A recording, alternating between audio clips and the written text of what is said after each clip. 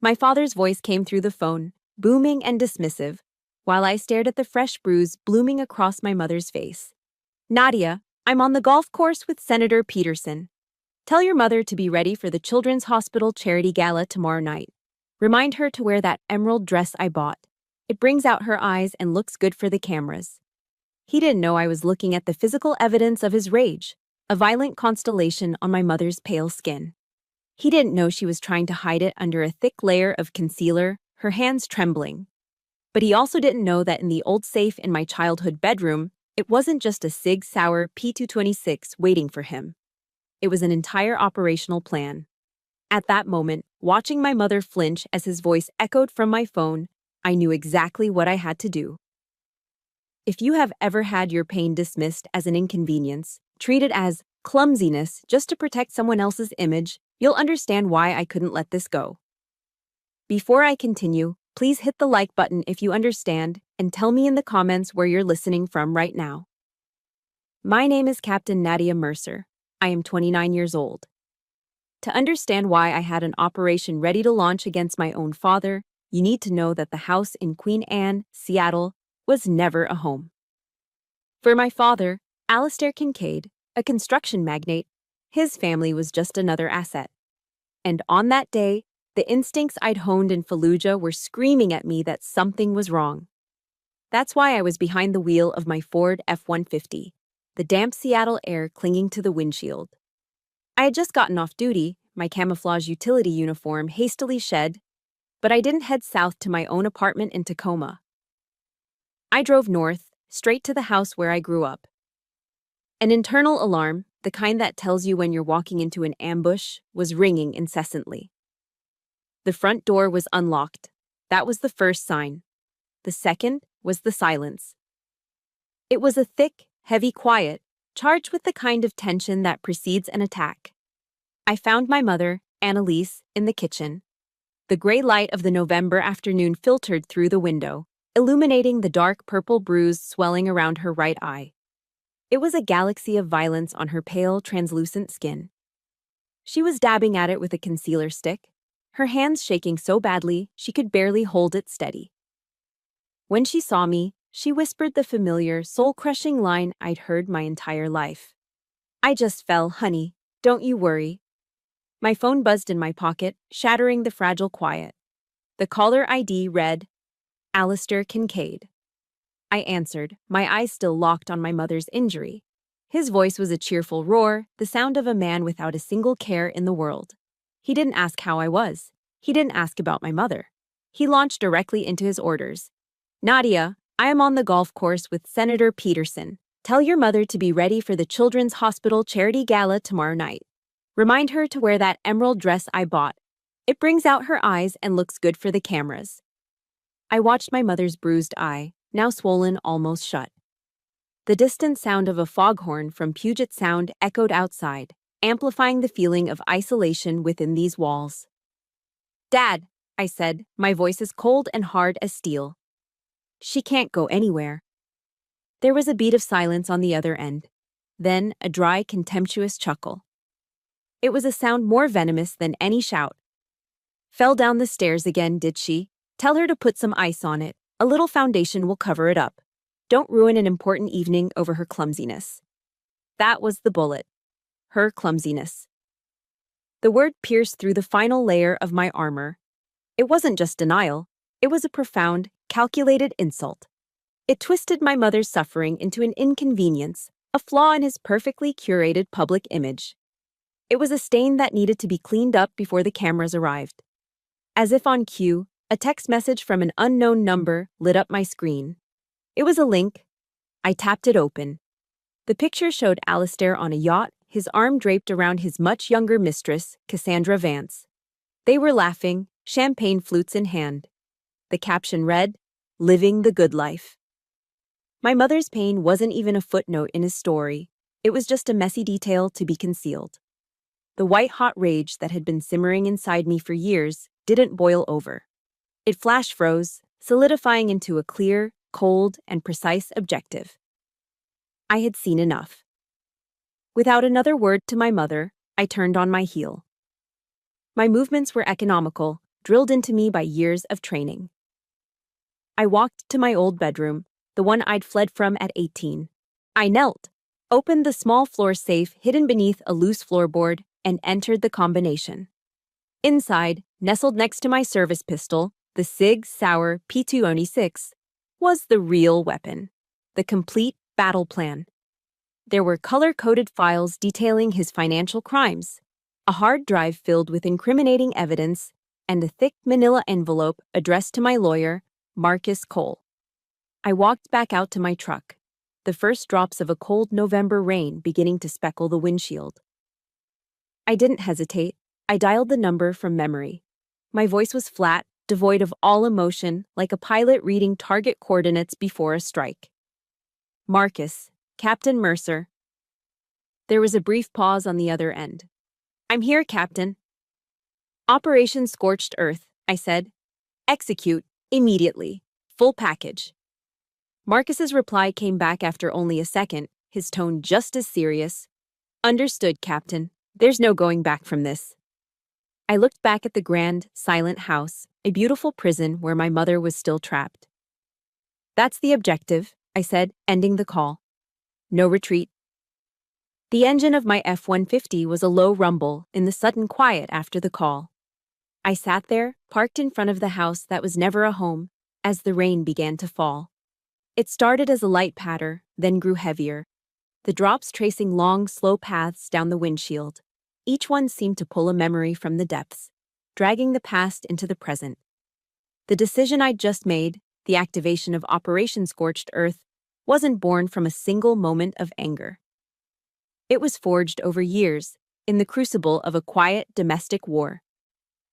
My grandmother, a woman of unshakable faith, used to read me a verse from her worn Bible from Psalm 27:10. Though my father and mother forsake me, the Lord will receive me. As a child, I didn't understand it. I thought it was just a sad story. Now, I understood it was a promise of sanctuary. The rain fell harder, and I was a child again, small and silent, sitting on the top step of the main staircase. From there, I had a clear line of sight to the living room, where my parents' nightly symphony of fear would play out. It always began the same way, with the low, authoritative timbre of my father Alistair's voice, a lecture that slowly sharpened into a weapon. It was followed by the second movement, my mother Annalise's stifled sobs, the sounds of a woman trying to cry without making a sound. The finale was always a single, percussive note, the slam of a door that shook the entire house. Afterward, she would come to my room. The scent of lavender from her perfume would always be mixed with the salt of her tears. She'd smooth my hair, her touch light and trembling, and whisper the words that became my first lesson in survival. I'm fine, honey. Don't worry about me. It wasn't a reassurance. It was a command, a standing order to maintain the facade, to swallow the truth, to pretend the battle I'd just overheard never happened. I learned to read the battlefield not by loud explosions, but by the smallest signals, the subtle tightening of my father's jaw, the slight tremor in my mother's hand as she poured orange juice at breakfast. Our house wasn't a home, it was a combat zone, and I was its silent, unwilling observer. One of the most brutal battles happened on a day that should have been a triumph. I was 18, and I had graduated high school as valedictorian. I'd worked relentlessly for that honor, not to impress Alistair, but to build an escape route. It was my ticket out. But on the morning of the graduation ceremony, my mother came into my room with a split lip, swollen and angry. I slipped in the bathroom, Alistair announced from downstairs, his voice casual. It was a lie, as blatant and ugly as the injury itself. I knew. I always knew. I spent the entire morning not in front of a mirror practicing my speech, but in the bathroom with my mother, gently dabbing her lip with a washcloth, applying ice, and then carefully layering on her makeup to hide the damage. I missed the pre-ceremony breakfast. I missed the procession with my classmates. I missed my name being called to give the valedictorian address. When I finally slipped into a seat at the back of the auditorium, the ceremony was almost over. Alistair found me later, his face a mask of disappointment. He didn't ask where I'd been. He simply looked down at me and said, "See? Family always comes first. What does personal vanity mean in comparison? He had taken my greatest academic achievement, a moment I had earned, and twisted it into a lesson on my own insignificance. He hadn't just stolen my moment, he'd repurposed it as an instrument of control. That night, sleep was impossible. I sat in the dark, the weight of his words pressing down on me. I went to my computer, the glow of the screen illuminating my face, and I filled out the online application for the United States Marine Corps. It wasn't an impulsive act of teenage rebellion. It was a calculated desertion. It was the only escape route I had left. When I told my mother, she wept. Her tears were a complicated mix of pride and terror. But when I told Alistair, he laughed. It was a short, barking sound filled with contempt. A soldier? A weak little thing like you? He looked me up and down as if I were a flawed piece of merchandise. They'll chew you up and spit you out. Go on, he sneered. Let's see how long you last without the Kincaid name to protect you. His scorn should have broken me. Instead, it was like a blacksmith's hammer striking hot iron, hardening my resolve into something unbreakable. Paris Island wasn't hell. It was the first sanctuary I'd ever known. The screaming drill instructors, the grueling marches, the absolute exhaustion. It was all clean, honest. There were rules. There was a code. For the first time, I felt safe. In the Corps, I thrived. The discipline, the structure, the brotherhood. It was everything my life had lacked. I never spoke of my family. To my fellow Marines, I was an orphan. The silence was my shield. But the war at home never truly ended. It just became a long-distance conflict, fought through my mother's weekly letters. Her handwriting, shaky and thin, would fill pages with cheerful non-stories, always mentioning my father's sudden business trips or his stressful projects. I knew this was code for his escalating anger, for the times she had to make herself scarce. Each letter was a reminder of the prisoner I'd left behind. I realized I couldn't be a deserter forever. A real soldier doesn't abandon their comrades on the battlefield. I knew I had to go back, not as a daughter seeking approval, but as a soldier executing a mission. My vow of silence about my past slowly transformed into a detailed, methodical plan of action. The little girl on the stairs was gone. In her place was a Marine, and that Marine was coming home. My memories don't flow in neat, orderly chapters. They bleed into one another, a continuous stream that started with the rain on my windshield. The decision to enlist, born from the ashes of my stolen graduation day, led to my first official act of war. It wasn't on a battlefield. It took place in a quiet, sterile office at the Legal Services building on base, right after I completed boot camp. My first action as a Marine was not to call home. It was to file the paperwork to legally change my name, from Kincaid to Mercer. It was more than a clerical change. It was a declaration of independence. When the final stamped documents arrived, I felt a physical lightness, as if I had finally shed a heavy, ill-fitting uniform I'd been forced to wear since birth. To the Seattle elite, the Kincaid name was a symbol of power and influence. To me, it was the brand on a piece of property, the shackles of my father's control. Mercer was my mother's name. It was the legacy of quiet resilience, of art, of a love that had been silenced but never extinguished. This was the first flag I planted in the soil of my own freedom. Alistair was true to his word. The moment the name change was finalized, he cut me off completely. I was left with the meager salary of a private first class. My life became a relentless cycle of duty and work. While my fellow Marines spent their weekends relaxing or heading into town, I put on a different uniform, the crisp blue shirt and black pants of a private security guard. My weekends were spent walking the cold, windswept shipping docks of Seattle, the smell of salt and diesel in the air. I learned to function on 4 hours of sleep, fueled by black coffee and cheap sandwiches from vending machines. I took a second job as a barista at one of the original coffee shops in Pike Place Market. My days were a blur of grinding beans, steaming milk, and shouting out orders over the din of tourists and fishmongers. One afternoon, a woman I recognized, a friend of my mother's from the charity circuit, approached the counter. Her eyes widened in disbelief. "Nadia Kincaid?" Is that you? What on earth are you doing here? Her voice carried a sharp note of surprise in the bustling market. I felt 100 eyes turn towards me. I forced a calm, polite smile. It's Mercer, actually, I said, my voice even. And I'm earning a living. The pity in her eyes was worse than my father's scorn.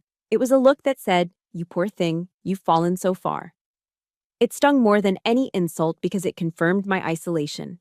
I was an anomaly, a Kincaid who had to work for a living.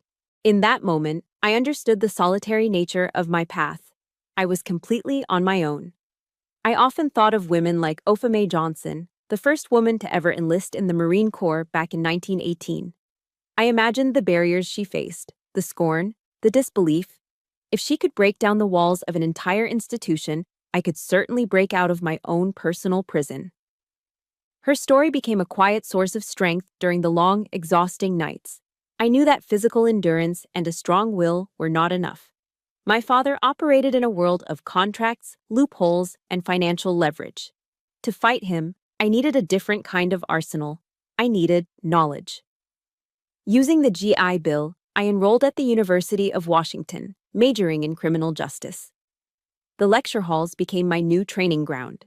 The library became my armory. I didn't just study, I absorbed. I dissected case law, untangled the complexities of forensic accounting, and learned investigative techniques with the laser focus of a sniper sighting a target. It was during those long nights, surrounded by stacks of law books, that the vague idea of justice began to crystallize into a concrete plan. Operation Scorched Earth. I wasn't just studying for a degree, I was building a case against my own father. Every textbook on corporate law, every lecture on white-collar crime was another round of ammunition I loaded into the magazine of my mind, preparing for the day I would finally fight back. The turning point came in a criminal psychology class taught by a professor named Dr. Evelyn Reed, a sharp, no-nonsense woman who was a retired FBI agent. She had a way of looking at you that felt like she was reading the footnotes of your soul. I was just another face in her lecture hall, but she saw something in me. She noticed my intensity, the way my questions were always about strategy and motive, not just theory. One afternoon, she asked me to stay after class. The room was empty, the only sound the hum of the fluorescent lights. "Mercer," she said, her eyes fixed on me. "You're not like the other students. You don't just find this material interesting. You're not studying a war, you're preparing for one." I said nothing. My silence was all the confirmation she needed. She reached into her leather briefcase and pulled out a paperback book, placing it on the desk between us. "Don't just fight your enemy," she said softly. "Understand him." The book was The Sociopath Next Door by Martha Stout. That night, in my small, bare apartment, I read it cover to cover. Every page was a revelation. The charm, the manipulation, the complete lack of empathy, the need for control, the view of other people as mere objects. It wasn't just a description of my father's behavior. It was a clinical diagnosis. For the first time, I had a name for the monster: sociopath. A wave of cold, clarifying calm washed over me. I wasn't fighting a bad father anymore. I was fighting a personality disorder. It wasn't personal. It was tactical. And that changed everything. Understanding my father wasn't the end of my mission. It was the beginning of the operational phase. Armed with a name for the monster, sociopath, I was no longer just a daughter fighting a painful past. I was an intelligence officer who had identified her target. The next step, as dictated by years of training, was to seek out the right strategic assets. My first call was to Dr. Reed. She didn't hesitate. "There's someone you need to meet," she'd said. "Marcus Cole. He's not like other lawyers. He's more of a strategist." She was right. I met Marcus not in a high-rise office of polished mahogany and intimidating law books, but in a small, quirky coffee shop in Fremont, the self-proclaimed center of the universe.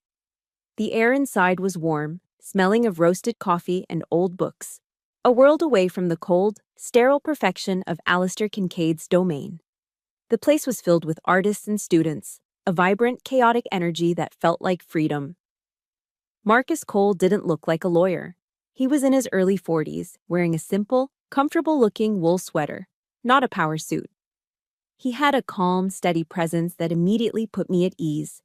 He bought me a latte, found us a quiet corner table, and then he did something remarkable. He just listened. For the first time in my life, I told the whole story. I didn't embellish or soften the edges. I laid it out like an intelligence briefing for a commanding officer: facts, dates, patterns of behavior, financial discrepancies I had started to uncover. I presented my life as a series of verifiable data points, a case study in psychological warfare. I didn't cry. I didn't allow my voice to break. I just reported the truth. Marcus listened for over an hour. He didn't interrupt. He didn't take notes.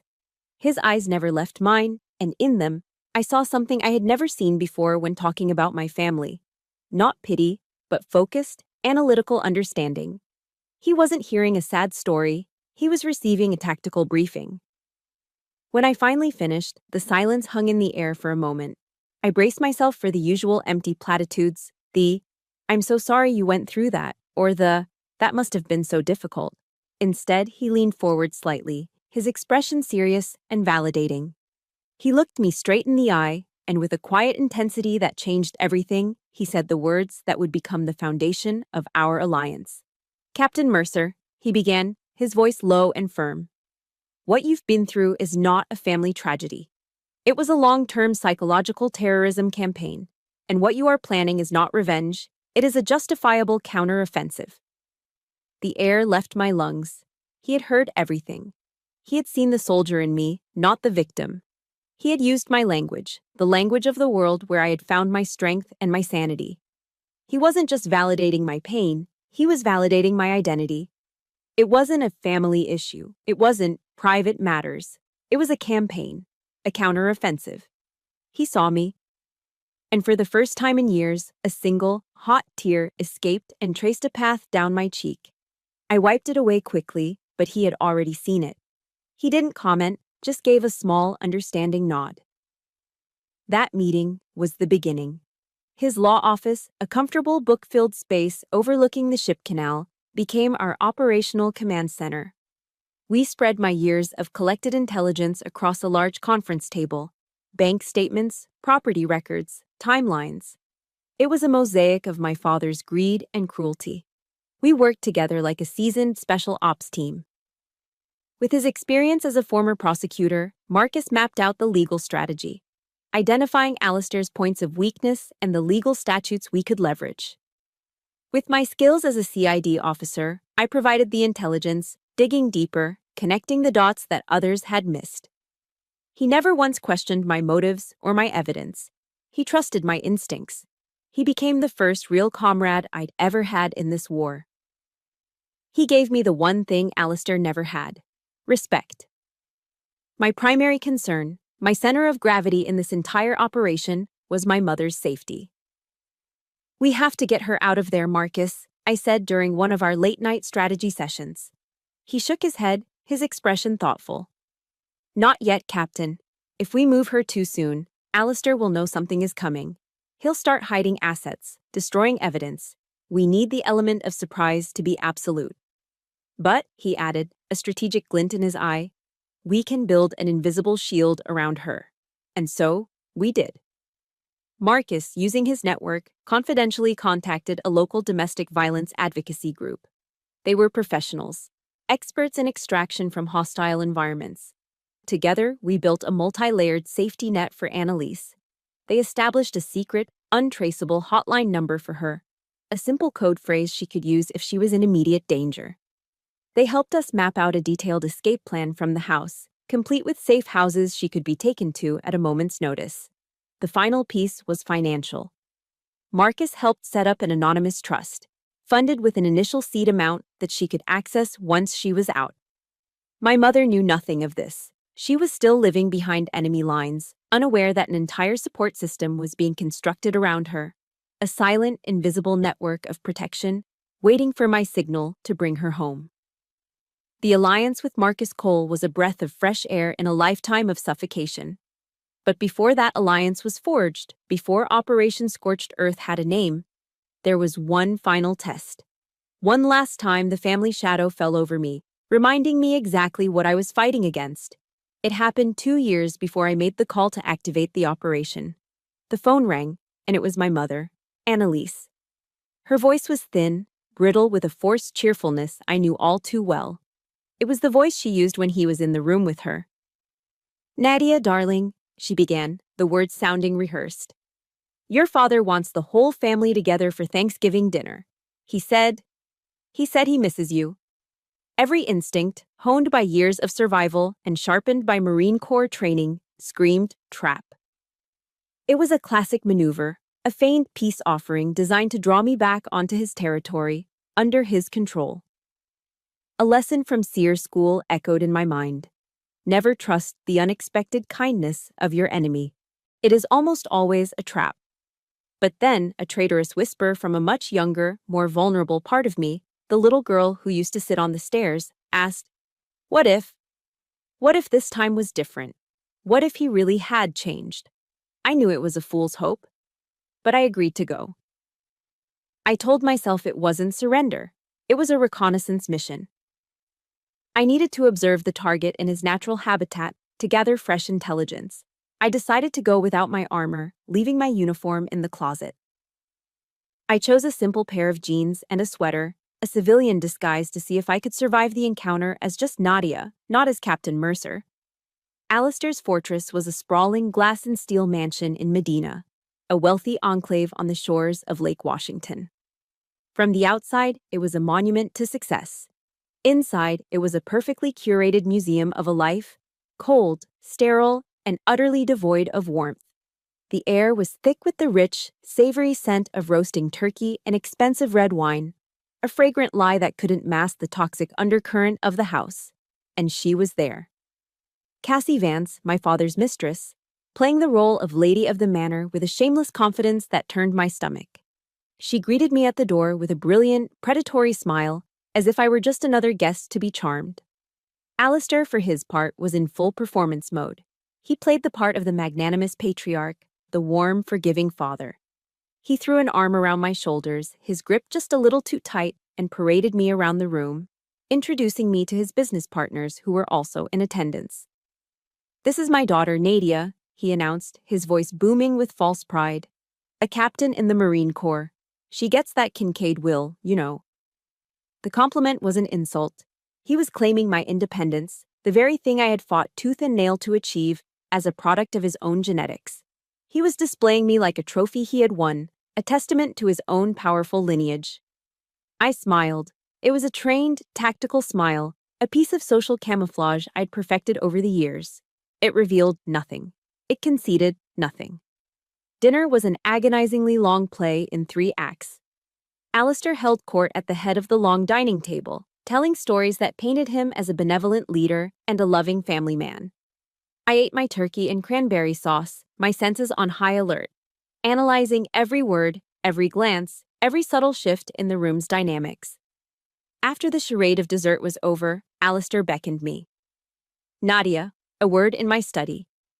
His study was his inner sanctum, a room paneled in dark, imposing oak with a floor-to-ceiling window that looked out onto the black, churning waters of the lake.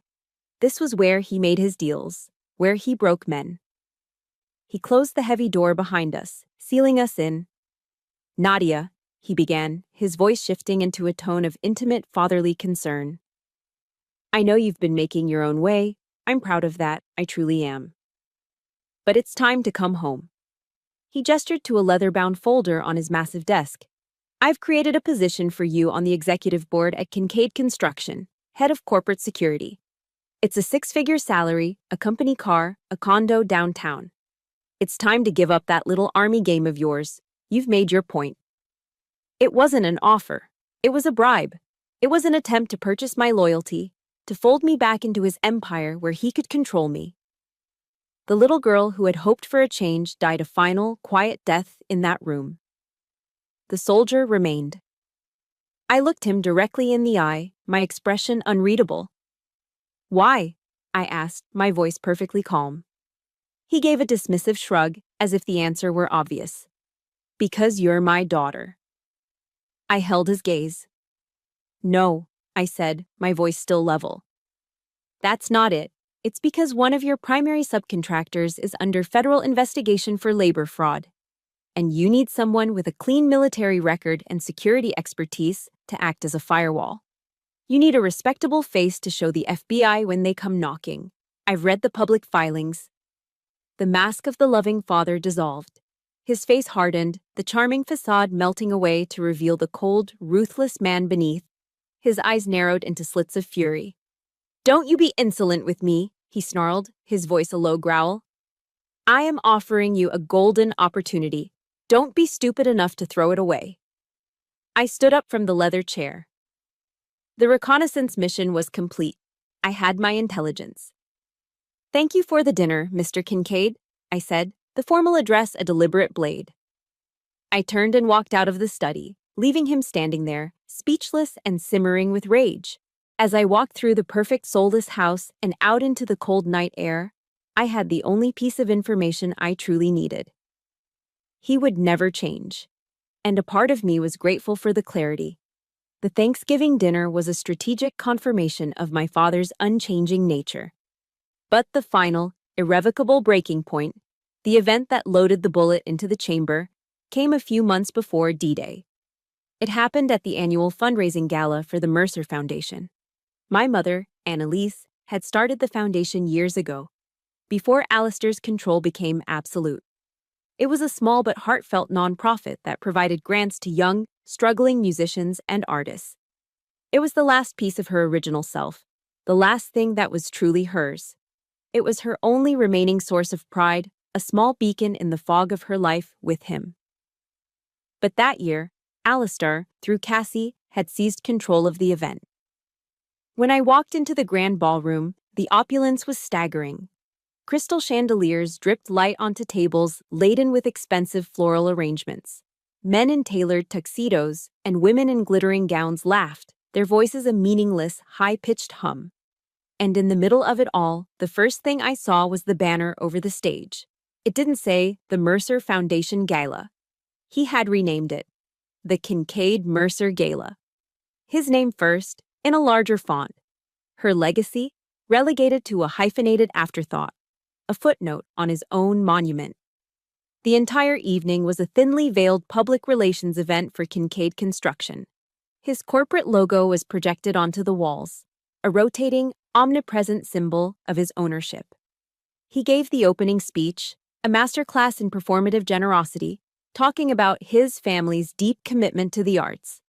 And my mother, the founder, the heart and soul of the foundation, was seated at a small, obscure table in the far corner of the room, next to a service exit. She was a ghost at her own celebration, invisible. On stage, next to my father, basking in the glow of the spotlights, was Cassie Vance. She was smiling and waving, playing the part of the gracious hostess with a sickening perfection. I stood in the shadows at the back of the room, a guest in my own mother's life, and felt something hot and corrosive, like acid, boiling in my veins.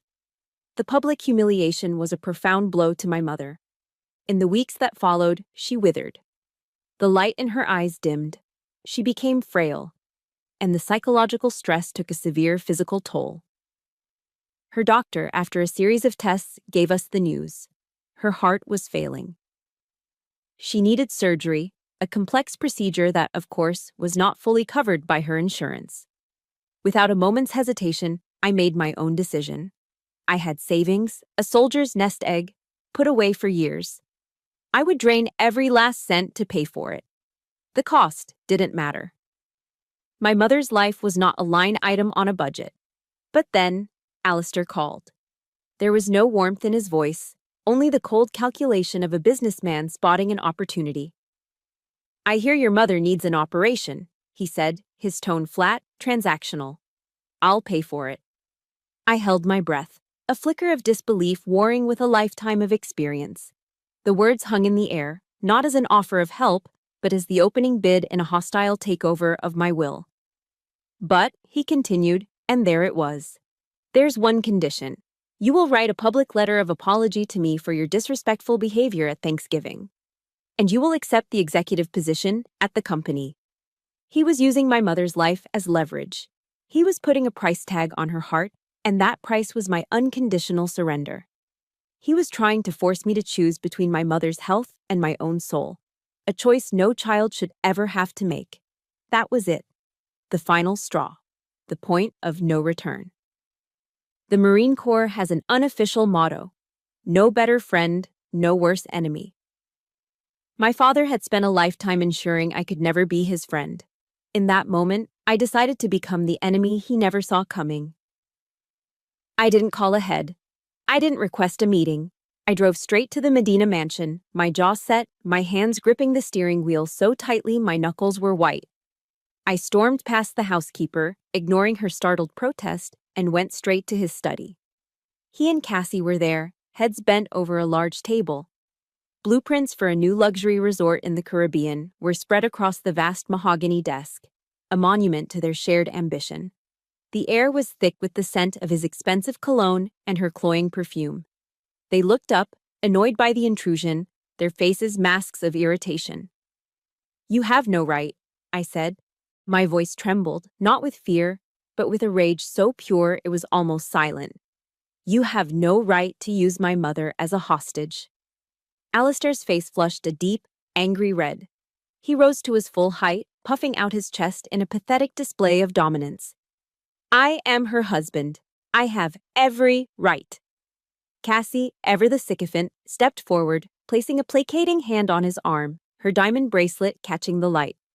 "Nadia, he only wants what's best for the family." I turned my head and fixed my eyes on her.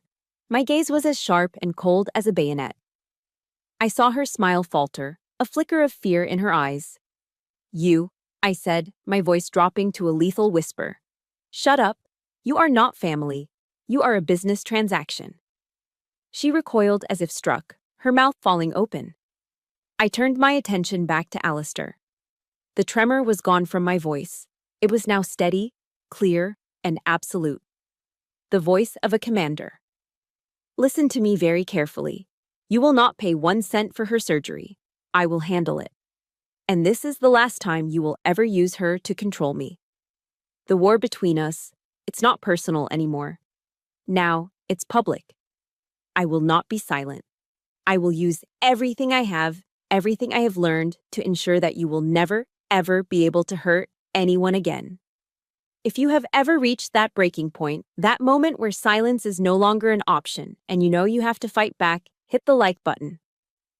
And tell me one thing in the comments. Just one word: justice. I didn't wait for a response. I didn't give them the satisfaction of a final screaming match.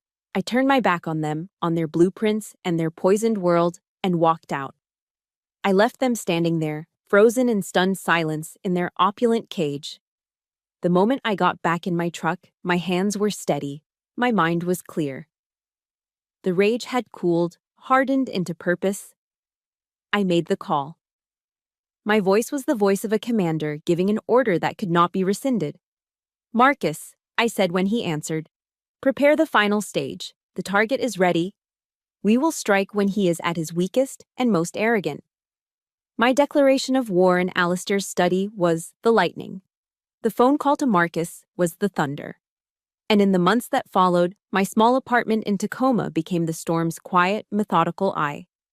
The raw fury from that final confrontation didn't dissipate. It was channeled, focused, and transformed into a weapon. I converted my living room into a war room. A large whiteboard, the kind used for mission planning, dominated one wall. It was soon covered in a complex web of notes, timelines, and photographs of the key players, all connected by colored string. Red for suspicious financial transactions, blue for personal relationships and known associates, yellow for assets, properties, shell corporations, offshore accounts. I applied the discipline of a Marine Corps investigation to the chaotic mess of my father's fraudulent empire. On my desk, I had a quote from General James Mattis taped to the edge of my monitor. "Be polite, be professional, but have a plan to kill everyone you meet." For me, kill meant the systematic dismantling of Alistair Kincaid's legal and financial fortress. For years, I had been a quiet archivist of his sins. Now, I became an analyst. I sorted through the documents I had painstakingly collected, copies of bank statements I'd found in his home office, leaked emails from a disgruntled former employee, construction contracts with suspicious overages. Each piece of paper was a bullet in my arsenal. Marcus Cole would visit weekly, bringing coffee and legal updates. He'd stand before the whiteboard, his eyes tracing the intricate network I had mapped out. "You could run a full-scale invasion with this, Captain," he said once, a note of grim admiration in his voice. My first primary target was not Alistair himself, but his weakest link, Cassie Vance. I knew she was more than just a mistress. She was a vulnerability. I put my CID training in open source intelligence, or OSINT, to work. Her entire life was an open book, written across a half-dozen social media platforms. She flaunted everything: lavish trips on private yachts, designer handbags that cost more than my car, celebratory dinners at Michelin-starred restaurants. To the world, it was an aspirational lifestyle. To me, it was a public financial disclosure. I spent hours cross-referencing the timestamps of her Instagram posts with the dates of suspicious wire transfers from Alistair's offshore accounts. A photo of her in Monaco, posted on a Tuesday, carried the caption, "Yacht Life." A corresponding wire transfer for $200,000 from a Cayman Islands account that Monday. A picture of a new diamond bracelet, posted on a Friday. A significant withdrawal from a Kincaid construction slush fund that Thursday. The pattern was undeniable. Digging deeper, I discovered that Cassie, a licensed real estate broker, was the sole signatory on several obscure LLCs. These companies had been used to purchase luxury properties, a condo in Aspen, a beachfront house in Malibu, immediately following large, untraceable infusions of cash from Alistair's foreign accounts. She wasn't just his mistress, she was his money launderer. One evening, while sifting through a box of old construction contracts from the company's early days, a name caught my eye: Leo Petrocelli. He was my father's first business partner, a man who had been mysteriously and ruthlessly pushed out of the company 2 decades ago. It was a long shot, but I had to take it. I found him in Ballard, a historic Seattle neighborhood known for its maritime roots. He was running a small, quiet custom woodworking shop, the air thick with the clean scent of sawdust and varnish. He was older now, his hands gnarled but steady, his eyes wary. When I introduced myself, he was guarded. "I have nothing to say about Alistair Kincaid," he said gruffly, turning back to a piece of maple he was sanding. "I'm not here on his behalf," I said. "I'm Annalise's daughter." He stopped sanding. He turned to face me, and the suspicion in his eyes softened, replaced by a deep, ancient sadness. "Your mother," he said, his voice now a low rumble. "She was a good woman, a kind soul." He invited me into his small office in the back. Over cups of strong black coffee, he told me everything. He described how Alistair had built his empire on a foundation of lies, using substandard materials on city projects, cutting corners on worker safety, bribing building inspectors to look the other way. Leo had objected, and for his integrity, he was threatened, bought out for pennies on the dollar, and forced to sign an NDA that silenced him for 20 years. He then walked over to an old filing cabinet, pulled out a key, and unlocked the bottom drawer. He lifted out a dusty cardboard box. "I've kept this for 2 decades, he said, placing the box on the desk between us. "I was just waiting for the right person to give it to." Inside was the Holy Grail: the original unaltered accounting ledgers, photographs of the shoddy construction work, and a notarized affidavit detailing every crime he had witnessed. I took the box back to Marcus. With Leo's evidence, our case was no longer just a contentious divorce. It had evolved into a potential multi-count criminal indictment. Marcus spread the old ledgers across the conference table, a slow, cold smile spreading across his face. It was the smile of a shark that had just scented blood in the water. "This is it, Captain," he said, his voice quiet with excitement. "This is the silver bullet." With this new ammunition, we finalized what we came to call the legal kill box. We drafted the civil complaints, the motions to freeze every known asset, the subpoenas for dozens of banks and employees, and an emergency protective order for Annalise. Everything was prepared, staged, and ready for a coordinated, multi-front assault. All we needed was the signal to attack. The perfect moment when Alistair was at the absolute peak of his arrogance, utterly convinced of his own invincibility. A few days later, it arrived in my inbox from an anonymous source. It was a link to a society blog. The feature photo showed Alistair and Cassie on a yacht, laughing, the picture of carefree indulgence. It was the same photo I'd received months ago, the same photo that had started it all. It was the signal. The target was exposed. The signal was received. The target was exposed. My order to execute Operation Scorched Earth was given on a Friday afternoon. The storm broke at 8 a.m. Monday morning. While Alistair and Cassie were likely still savoring the memories of their yacht trip, the first wave of the assault hit. It was a coordinated, multi-front legal blitzkrieg. The motions to freeze his assets were executed simultaneously across a dozen financial institutions. The first sign of trouble for Alistair was likely a small, mundane inconvenience, his platinum credit card being declined as he tried to buy his morning coffee. At the same time, process servers, calm and professional, descended upon his empire. They delivered subpoenas to the Kincaid Construction headquarters, to Cassie Vance's luxury downtown condo, and to the homes of several key executives. The legal shockwave rippled through his world, a silent, paper-based attack that was more devastating than any bomb. While his world was beginning to crumble, I was executing my own primary mission, the extraction. I drove my mother, Annalise, away from the Queen Anne house for the last time. We didn't speak much. I just took her to a quiet, comfortable safe house we had prepared, a place where she could finally breathe. The legal hurricane raged from a distance, a storm she no longer had to weather. For the first time in his life, Alistair Kincaid, the master manipulator, the man who controlled everything, was no longer in control. The preliminary hearing was scheduled for the following week. It was in family court, a venue Alistair held in utter contempt. To him, this wasn't a serious legal battle. It was a domestic squabble, an emotional outburst from a hysterical wife and a rebellious daughter. He and his team of high-priced corporate lawyers walked into the courtroom with an air of arrogant confidence. They were lions, strolling into a den of lambs. His lead attorney began with a patronizing, condescending attack on my mother's character, painting her as mentally unstable and emotionally volatile. Alistair sat at his table, a smug, condescending smile playing on his lips. He was enjoying the show. He had no idea he had just walked into a meticulously prepared minefield. I sat next to Marcus, my expression neutral, my hands resting calmly on the table.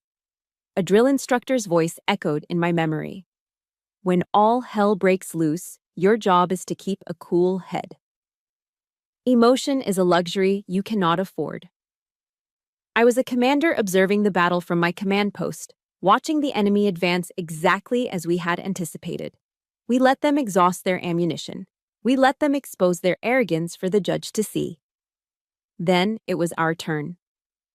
Marcus rose, his movements calm and deliberate. He didn't begin with arguments about the marriage. He didn't speak at all. He simply nodded to his paralegal.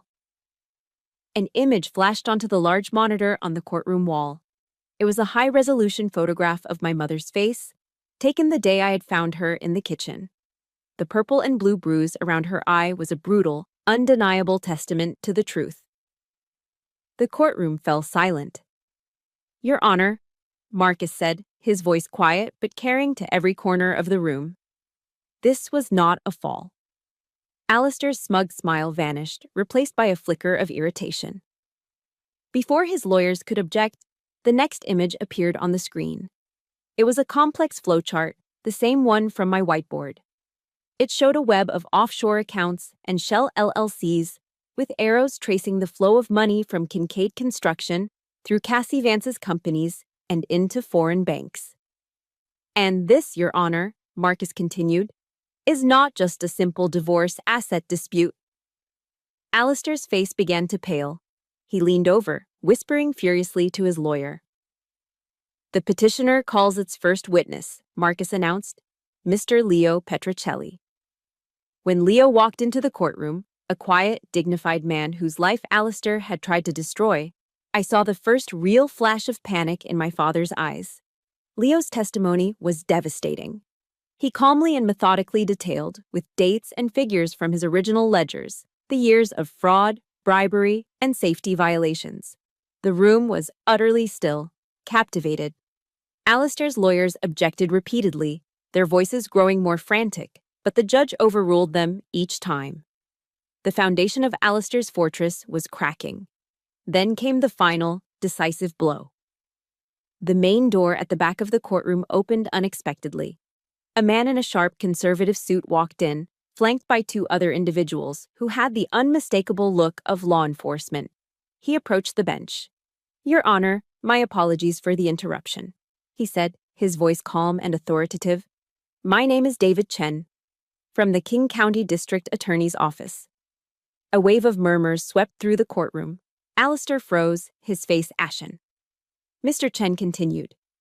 "Based on new evidence provided to our office, I am here to inform the court that we are officially opening a formal criminal investigation into Mr. Alistair Kincaid and Ms. Cassandra Vance for conspiracy, fraud, and money laundering." The room erupted. Cassie, who had been sitting in the gallery, went white, her face a mask of pure terror. Alistair swiveled his head and locked his eyes on me. In his gaze, I saw it all. The shock, the betrayal, the hatred, and the final crushing realization that he had been completely and utterly outmaneuvered. The empire he had spent a lifetime building on fear and lies was being dismantled by his own daughter right before his eyes. The battle was over. The judge, her face grim, ruled in my mother's favor on every single motion, granting the divorce, a majority of the assets, and issuing a permanent protective order against Alistair. The war was won. After the verdict, there was no triumphant celebration. There was no elation, no surge of adrenaline. There was only a profound and consuming silence. The war I had spent my adult life preparing for was over. The enemy was defeated. And I felt nothing but the bone-deep exhaustion of a soldier after a long and brutal campaign. My mother and I returned to the quiet safety of the safe house. We didn't speak of the trial. We didn't speak of Alistair. Instead, Annalise went into the small kitchen and brewed a pot of Earl Grey tea. As she poured the steaming liquid into two delicate porcelain cups, I noticed her hands. For the first time in as long as I could remember, they were perfectly steady. We sat together in the living room, the afternoon light filtering through the windows, and simply drank our tea. The silence wasn't awkward or heavy. It was a new kind of quiet. It was the silence of freedom. In that stillness, I realized that victory wasn't a thunderous explosion, as I had imagined. It was a quiet, empty space, a void where the fight used to be. The monster had been vanquished, but in the process, I had also lost a father, even if he had only ever been a father in title alone. The legal and financial collapse of Alistair Kincaid was swift and total. Facing a mountain of irrefutable evidence and the prospect of decades in federal prison, he accepted a plea bargain. He lost everything. His company was dismantled and sold for parts, his properties were seized, and his reputation was irrevocably shattered. Cassie Vance, in a desperate act of self-preservation, had turned state's witness, cooperating fully with the prosecution and detailing every crime she had enabled. She escaped with probation. He did not. I attended his sentencing hearing. I needed to see it through to the end. He was no longer the imposing titan of industry I had known. In the harsh fluorescent light of the courtroom, wearing a standard-issue orange jumpsuit, he looked like what he was, a broken old man. He read a stilted lawyer-written apology from a piece of paper, the words hollow and meaningless, devoid of any genuine remorse. Then the judge invited my mother to give a victim impact statement. She walked to the podium, her posture straight, her head held high. She didn't speak of her pain or the years of abuse. She spoke of the future. She looked directly at Alistair, her voice clear and strong. "I forgive you," she said. The words stunned the courtroom into silence. "Not because you deserve it," she continued, her voice unwavering, "but because I deserve peace." It was the most powerful act of rebellion I'd ever witnessed. It was her final, unilateral declaration of independence.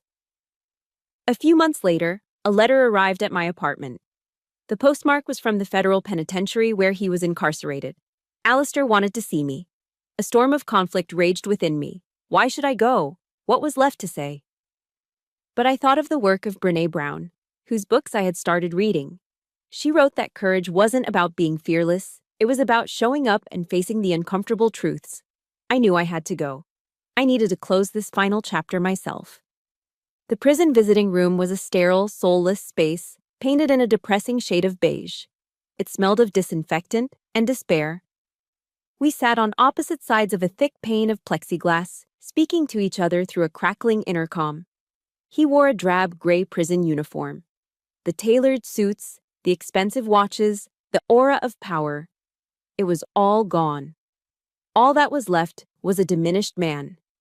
He tried to manipulate me one last time.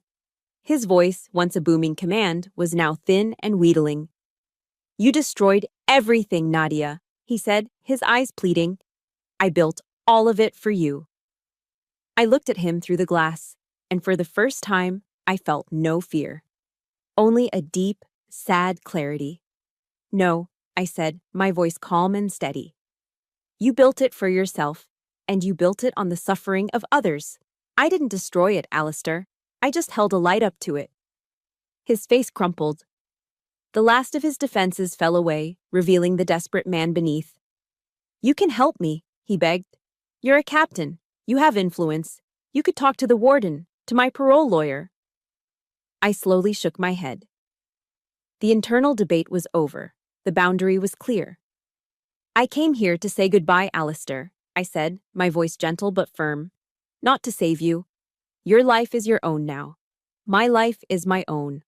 We are no longer connected." I stood up from the hard plastic chair. He started to speak again, his voice rising in panic, but I didn't listen. I didn't look back. I walked to the heavy steel door, and when it buzzed open, I stepped through. As I walked out of the prison gates and into the bright, open air, I took a deep, cleansing breath. The sun was warm on my face. I felt a profound sense of release, a lightness I had never known. I was no longer Alistair Kincaid's daughter. I was no longer a soldier fighting my father's war. I was simply Nadia Mercer, a free woman. The final boundary had been drawn, not with hatred, but with acceptance and the quiet, unshakable strength of self-respect. The war was finally, truly, over. My war was over. But a soldier's mission is never truly finished. It simply evolves.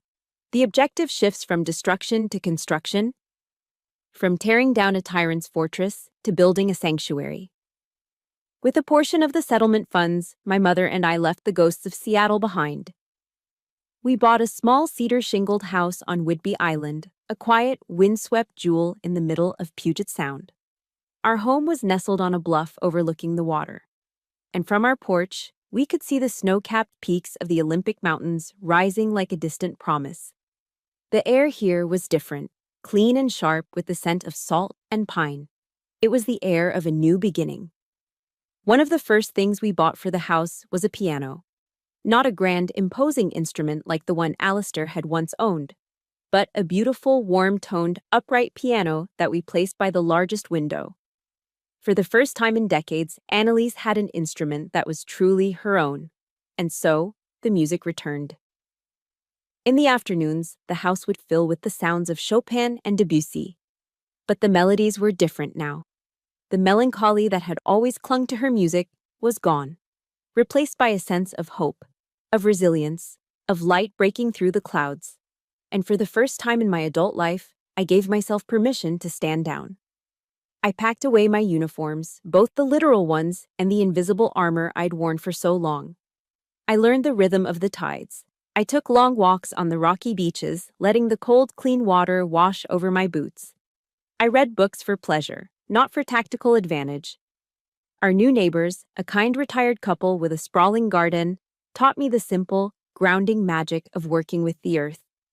The small patch of land behind our house became our symbol of rebirth. Together, my mother and I tilled the soil, our hands in the dirt, clearing away the rocks and weeds. We planted seeds, tomatoes, lettuce, herbs, and tended to them with a shared, quiet focus.